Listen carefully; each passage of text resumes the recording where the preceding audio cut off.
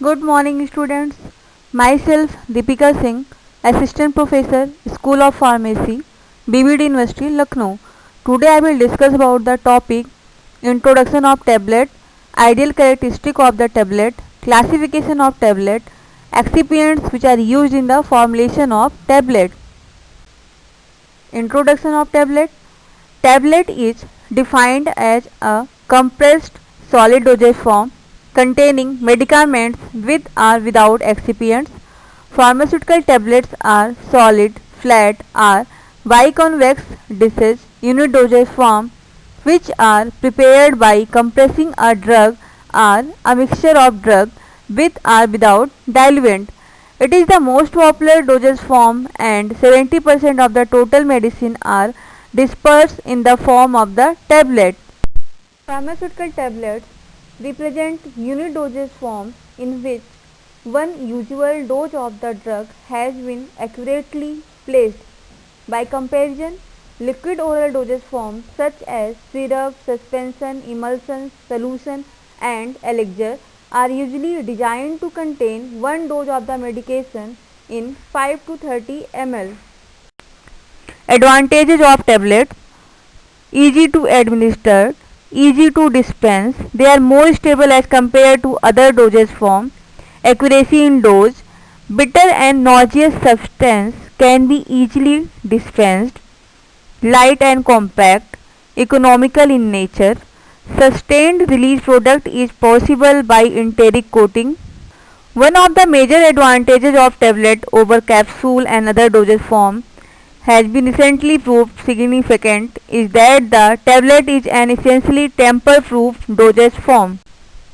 They are unit dosage form and offer the greatest capabilities of all oral dosage form for the greatest dose precision and the least content variability.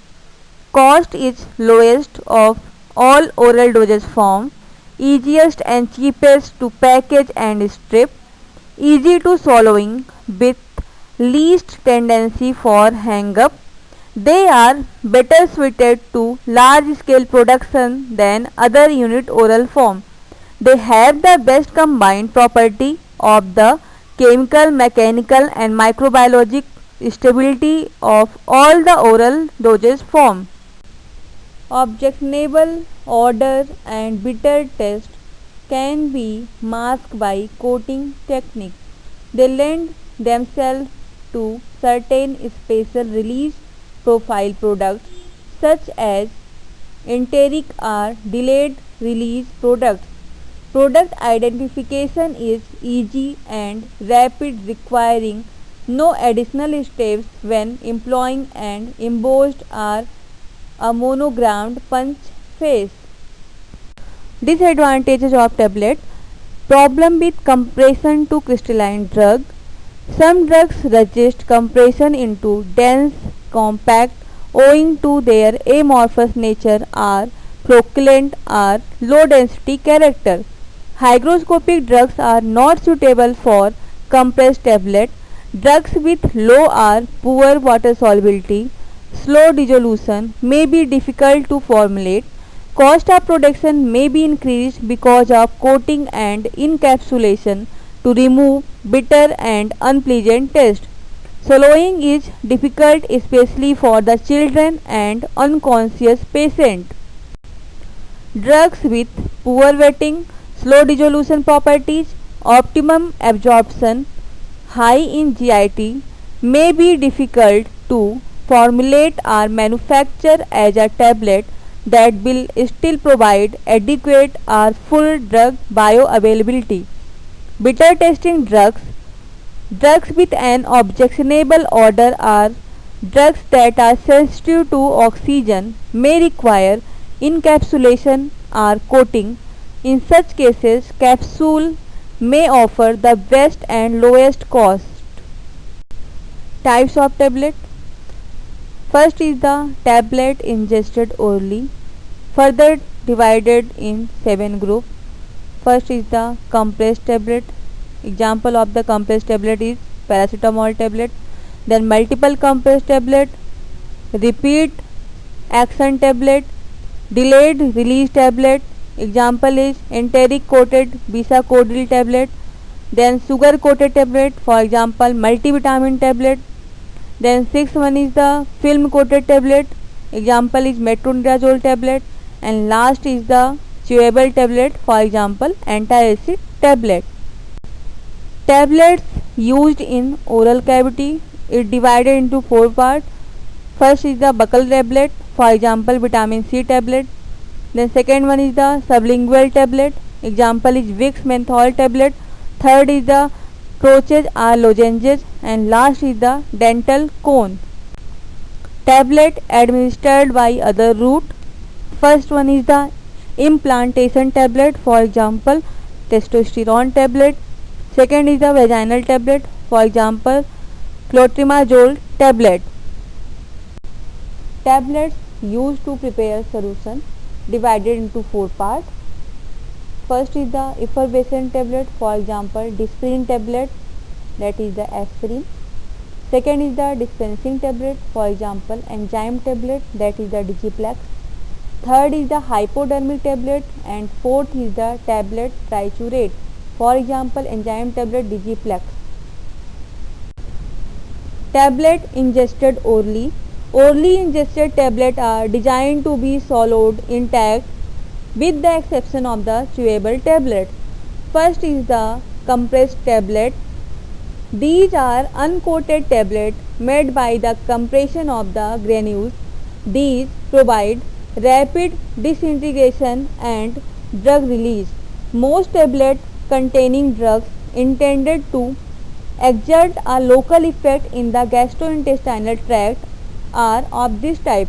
These drugs are typically water insoluble and include such therapeutic categories as the antacid and adsorbent. Other drugs in this group are intended to produce a systemic effect. These drugs have some aqueous solubility, dissolve from the tablet, and disintegrated tablet fragment in the GI content and are then absorbed and distributed in the body. Second is the multiple compressed tablet. These tablets are prepared to separate physically or chemically incompatible ingredients or to produce repeat action or prolonged action product. The ingredients of the formulation are compressed into a core tablet and the incompatible substance with other excipients are compressed over the previously compressed core tablet. There are two types of the multiple compressed tablet. First is the layered tablet and second is the compression coated tablet. Both types may be either 2-component or 3-component system. 2 or 3 layer tablet, that means a tablet within a tablet or a tablet within a tablet within a tablet. Both types of tablet usually undergo a light compression as each component is let down, with the main compression being the final one. Tablet machine production speeds for multiple compressed tablet are appreciably slower than for standard compressed tablet, especially in the case of the compression coated tablet. The layered tablet is preferred to the compression coated tablet. Surface contact between layers is lessened and production is simple and more rapid. Multiple compressed tablets readily lend themselves to repeat action products wherein one layer of the layered tablet or the outer tablet of the compression coated tablet provides the initial dose, rapidly disintegrating in the stomach. The other layer or the inner tablet is formulated with the components that are insoluble in gastric media but are released in the intestinal environment. The shortcoming of this category of the dosage form for rapid or repeat action product is that its performance is highly dependent on the gastric emptying. If the second layer or core tablet quickly leave the stomach following release of the initial fast release dose, an entirely different blood level profile results. Then, if there is a several hour or longer delay before the second fraction is imparted. Third is the sustained release or sustained action tablet. These tablets, when taken orally, release the medicament in a sufficient quantity as and when required to maintain maximum effective concentration of the drug in the blood. Fourth one is the enteric coated tablets. These tablets are coated with the material which does not disintegrate in stomach but passes through as it is enteric polymer, that is for example hydroxypropyl methyl cellulose phthalate. These tablets dissolve in intestine and are site specific. Fifth is the sugar coated tablet. The compressed tablet with sugar coating are called sugar coated tablet. The primary role of the sugar coating is to provide or produce an elegant, glossy, easy to swallow tablet dosage form, and they also permit separation of the incompatible ingredient between coating and core, and this fact has been widely utilized in preparing many multivitamin and multivitamin mineral combinations. The process as originally developed was time consuming and required skilled coating artisans to be conducted properly. Earlier, sugar coating typically doubled tablet weight. Today, water soluble polymers are often incorporated in the sugar solution. Automated spray coating equipment is employed and high drying efficiency side vented coating fans are used. Because of that, coat weights may be reduced up to 50%. Sugar coating also enhance the appearance and of the drug and protect the drug from the atmospheric effect. For example, multivitamin tablet. Second is the film coated tablet. These are the compressed tablet having a film coating polymer like hydroxypropyl cellulose, ethyl cellulose, hydroxypropyl methyl cellulose. It also protects the formulation from the atmospheric effect.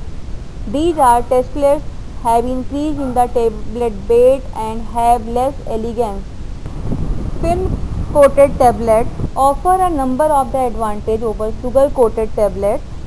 These advantages include better mechanical strength of the coating based on the elasticity and flexibility of the polymer coating, little increase in the tablet weight, the ability to retain debauched marking on a tablet through the thin film coating, the avoidance of the sugar which is contraindicated in the diets of the significant segment of the population. Then last is the chewable tablet. These tablets are chewed in mouth and are broken into small pieces. Disintegration time is reduced and rate of the absorption increases. Easily administered for infant and elderly persons like antacid tablets. Tablet used in oral cavity. First is the buccal tablet. These tablets are to be placed in buccal pouch or between the gum and lip or cheek. These tablets dissolve and disintegrated slowly and absorb directly. Second is the sublingual tablet. These tablets are to be placed under the tongue. They dissolve and disintegrated quickly and absorbed directly without passing into GI tract. Buccal and sublingual tablets should be formulated with bland excipient which do not stimulate salivation. Buccal and sublingual tablet reduces the fraction of the drug that is swallowed rather than being absorbed through the oral mucosa. These tablets should be designed not to disintegrate but to slowly dissolve, typically over a 15 to 30 minutes period to provide for effective absorption.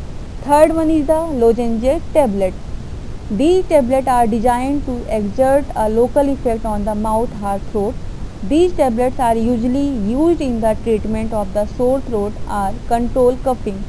The tablets are usually used to such drugs as anesthetic, antiseptic, antibacterial agent, demulcent, astringent and antitussive agent. And last is the dental cone. Dental cones are a relatively minor tablet form that are designed to be placed in the empty socket remaining following a tooth extraction. Their usual purpose is to prevent the multiplication of the bacteria in the socket following such extraction by employing a slow releasing antibacterial compound or to reduce bleeding by containing an astringent or coagulant. The usual vehicle of these tablets is sodium bicarbonate, sodium chloride or an amino acid. The tablet should not be formulated with a component that might provide a media for bacterial proliferation.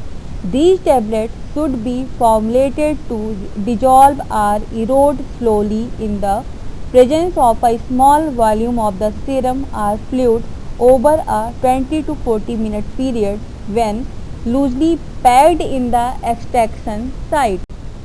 Tablet administered by other routes. First is the implantation tablets are known as the depot tablets, which are designed for subcutaneous implantation in animals or men.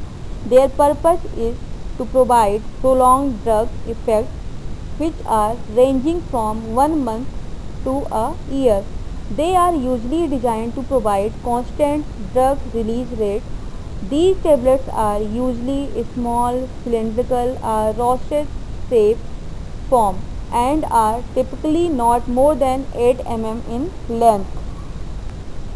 These tablets are placed below the skin or inserted subcutaneously by means of a minor surgical operation and are slowly absorbed. These must be sterile and are made by heavy compression and fusion, for example testosterone tablets. Second is vaginal tablets. These tablets are meant to dissolve slowly in vaginal cavity. These are ovoid or pear-shaped and are used to release steroids, antibacterials and antiseptics etc. to avoid infection. For example, clotrimazole tablets. Tablet used to prepare solution. First one is the effervescent tablet. These tablets when added in water produce effervescence, so they dissolve rapidly in water due to the chemical reaction which takes place between alkali bicarbonate and citric acid or tartaric acid. These tablets are to be protected from atmospheric moisture during storage in well-closed container. The advantage of the effervescence tablet as a dosage form is that it provides a means of the preparing a solution containing an accurate drug dose. As in the case of the aspirin, this dosage form may provide other advantage as well. The solution produced by the most widely marketed effervescence aspirin tablet has a pH of about 8. If the volume of the solution and the pH of the solution are adequate to raise the gastric contents to neutral or near neutral pH, the aspirin remains in solution and is rapidly available upon emptying from the stomach. There are some disadvantages of the effervescent tablet is limited utilization and is related to the difficulty of producing a chemically stable product.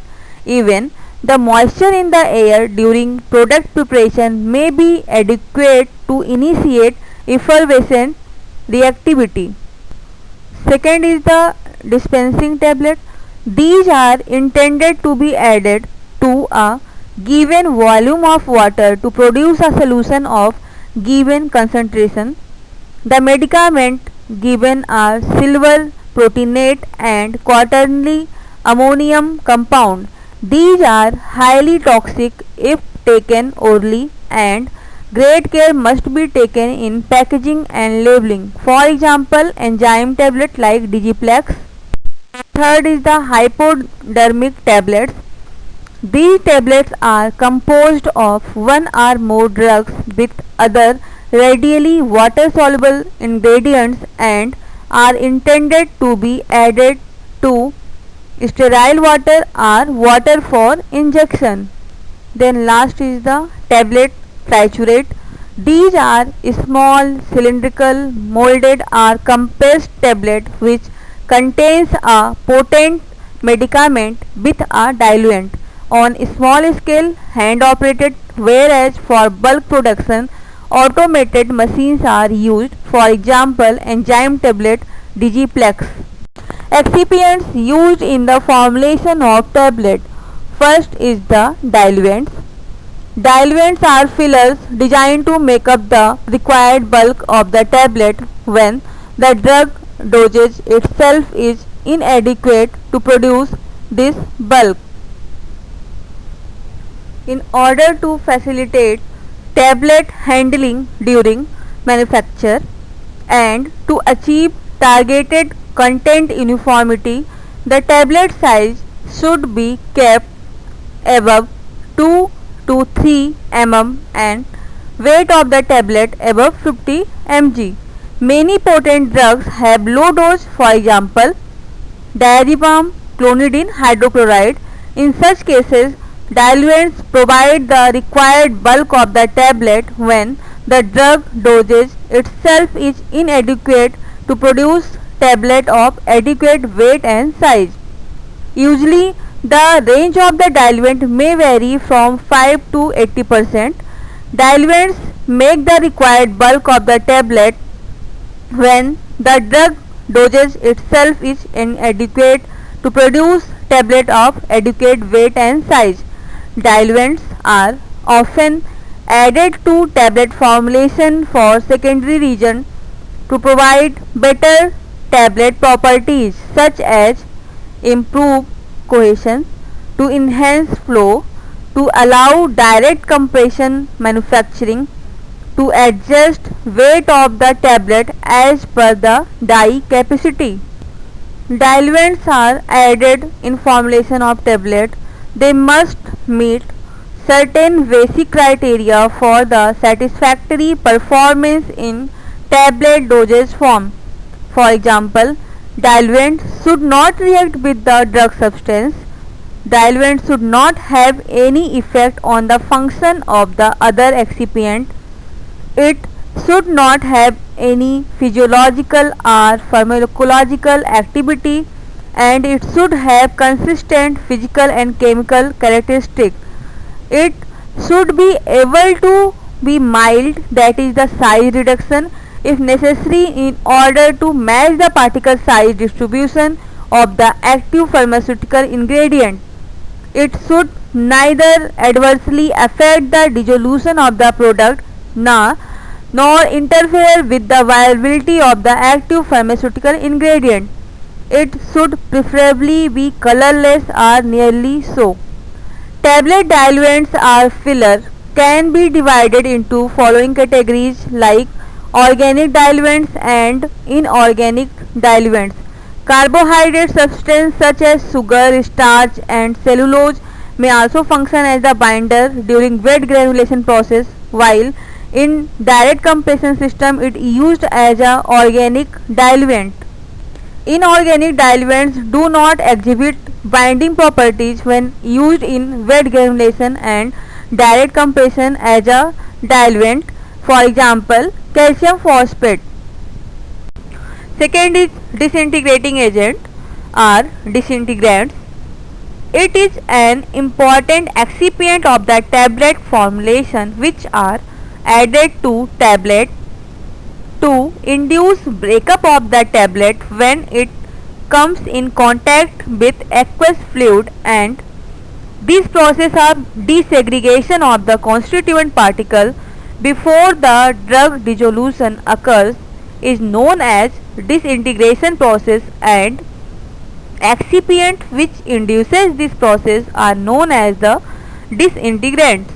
The objective behind addition of the disintegrants are to increase surface area of the tablet fragments and to overcome cohesive forces that keep our particles together into a tablet. A disintegrant is added to most tablet formulation to facilitate a breakup or disintegration of the tablet when placed in a aqueous environment. disintegrating agent can be added either prior to granulation or prior to compression or at the both processing step. Extra granular fraction of the disintegrant, which is usually 50% of the total disintegrants required, facilitates breakup of the tablet to granules, and the intragranular addition of the disintegrants produce further erosion of the granules to fine particles. The tablet breaks to primary particles by one or more of the mechanisms which are discussed further. First is the by capillary action. Disintegration by capillary action is always the first step. When we put the tablet into suitable aqueous medium, the medium penetrates into the tablet and replaces the air adsorbed on the particles, which weakens the intermolecular bond and break the tablet into fine particles. Water uptake by tablet depends upon hydrophilicity of the drug or excipients and on tableting conditions. For these types of disintegrants, maintenance of the porous structure and low interfacial tension towards aqueous fluid is necessary, which help in disintegration by creating a hydrophilic network around the drug particles. Second is by swelling. Perhaps the most widely accepted general mechanism of action for tablet disintegration is swelling tablet with high porosity, so poor disintegration due to the lack of the adequate swelling force. On the other hand, sufficient swelling force is exerted in the tablet with low porosity. Then third is the due to the release of the gases carbon dioxide released within tablet on wetting due to the interaction between bicarbonate and carbonate with the citric acid or tartaric acid.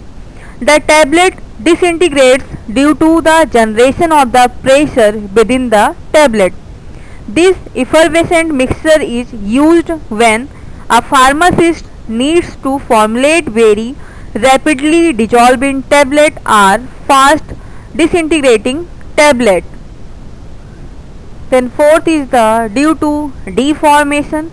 It is proved that during tablet compression, disintegrated particles get deformed, and these deformed particles get into their normal structure when they come in contact with the aqueous media or water. Third is glidant. Glidants are added to the formulation to improve the flow properties of the material, which is to be fed into the die cavity and aid in particle rearrangement within the die during the early stage of the compression. If the flow properties are extremely poor, then glidants are ineffective and consideration of force-free mechanism may be necessary. Starch is a popular glidant because it has additional value of disintegrant. Concentration of starch is common up to 10% but should be limited, otherwise it will worsen the flow of the material. Talc is a glidant which is superior to starch, but its concentration should be limited because it has retardant effect on dissolution disintegration profile. There are some siliceous material like colloidal silica, for example, siloid, pyrogenic silica, hydrated sodium silioaluminate are also successfully used to induce flow property. Glidants act by interposing their particles between those of material and lower the overall interparticulate friction of the system by virtue of their reduced adhesive tendencies. These glidants are intended to promote flow of the tablet granulation or powder materials by reducing friction between the particles. Fourth is lubricants. Lubricants are intended to reduce the friction during tablet formation in a die and also during ejection from die cavity. Lubricants are the agents that act by reducing friction by interposing an intermediate layer between the tablet constituents and the die wall during compression and ejection. Solid lubricants act by boundary mechanism results from the adherence of the polar portion of the molecule with long carbon chains to the metal surfaces to the die wall. Magnesium stearate is an example of boundary lubricant. Other is hydrodynamic mechanism, that is the fluid lubrication, where two moving surfaces are separated by the finite and continuous layer of fluid lubricant.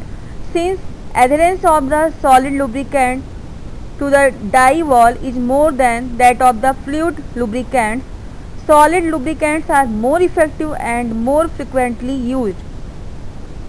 Surface area is an important parameter for deciding the lubricant efficacy or lubricant efficiency. Lubricants with high surface area are more sensitive to change in mixing time than lubricant with low surface area. Therefore, lubricant mixing time should be kept at minimum. Tooling used to compress the tablet is important for the deciding type and level of the lubricant used. Additional lubricants is often added to the tablet formulation that are to be compressed with curved face punches. Further, the amount of lubricant increases as the particle size of the granulation decreases, but its concentration should not exceed to 1% for producing maximum flow rate. Lack of adequate lubrication produces binding, which can result in tablet machine strain and can lead to damage of lower punch head, lower cam track, die sheets and the tooling itself. And lubricants are classified according to their water solubility, that is the water insoluble and water soluble. Selection of lubricant is depend partially on the mode of the administration, type of tablets, desired disintegration and dissolution properties, including physicochemical properties of a granule and powder and their cost. Primarily, lubricants are required to act at the tooling or material surface. Lubricants should be incorporated in the final mixing step after granulation is complete. When hydrophobic lubricants are added to a granulation process, they form a coat around the individual particles, that is the granules, which may cause an increase in the disintegration time and a decrease in the drug dissolution rate. Presence of lubricants may result in a less cohesive and mechanically weaker tablet because it may interfere with the particle-particle bonding. These lubricants are two types. First one is the water-soluble lubricant. Water-soluble lubricants are used when a tablet is completely soluble or when unique disintegration and dissolution characteristics are required. Tablet containing soluble lubricants show higher dissolution rate than tablet with insoluble lubricant. Physical mixture of these lubricants, for example SLS or MLS with stearates, can lead to the best compromise in the term of the lubricity, table strength and disintegration process. And other is water insoluble lubricants. These are most effective and used at reduced concentration than water soluble lubricants. Since these lubricants function by coating Their effectiveness is related with their surface area, extent of particle size reduction, time, procedure of addition and length of the mixing. For example, talc, waxes, liquid paraffin used as a insoluble lubricant, while boric acid, sodium benzoate, sodium oleate, sodium acetate used as a soluble lubricant. Fifth, binding agents are binders. Binder is one of an important excipient to be added in tablet formulation. These are the substances that promote cohesiveness. It is utilized for converting powder into granules through a process known as granulation. The uniformity of the particle size, hardness, disintegration and compressibility of the granulation depends on type and quantity of binder added to formulation. As for example, hard granulation results due to stronger binder are a highly concentrated binder solution which require excessive compression force during tableting. On the other hand, fragile granulation results due to insufficient quantity of binder which segregates easily. Larger quantity of granulating liquid produce a narrower particle size range and coarser and hard granules. That means the proportion of the fine granulate particles decreases. Therefore, the optimum quantity of liquid needed to get a given particle size should be known in order to keep a batch to batch variation to a minimum. Due to ease of manufacture, product stability and high efficiency, the use of the direct compression for tableting has increased. For direct compression, directly compressible binders are required which should exhibit adequate powder compressibility and flowability. Direct compression binders should be selected on the basis of the compression behavior, volume reduction under applied pressure and flow behavior in order to have optimum binding performance. Hydroxypropylmethyl cellulose, polyvinyl pyridone and polyethylene glycol used as a binding agent are binders. Sixth is antioxidants and preservative. Antioxidants are molecules that slow or prevent the oxidation of other chemicals. Oxidation reactions are chemical reactions that involve the transfer of electrons from one substance to an oxidizing agent. Antioxidants slow these reactions either by reacting with intermediates and halting the oxidation reaction directly, or reacting with the oxidizing agent themselves and preventing the oxidation reaction from occurring. Antioxidants are added to pharmaceutical formulation as redox system, possessing higher oxidative potential than the drug, and they are designed to protect or a chain inhibitor of the radical induced decomposition. The antioxidant may be categorized as true antioxidant or synergist. Antioxidants are added to maintain product stability. They act by being preferentially oxidized and gradually consumed over shelf life of the product. An ideal antioxidant should possess the following properties: effective in low concentration, soluble in oxidizable products, they are stable and effective over a wide range of the pH, they are odorless, tasteless and should not impart a color to the product, non-toxic and non-irritant at effective concentration. Decomposition products should be non-toxic and non-irritant. Preservative. A preservative may be defined as a substance which is added to a preparation to prevent microbial growth and subsequent spoilage of the preparation.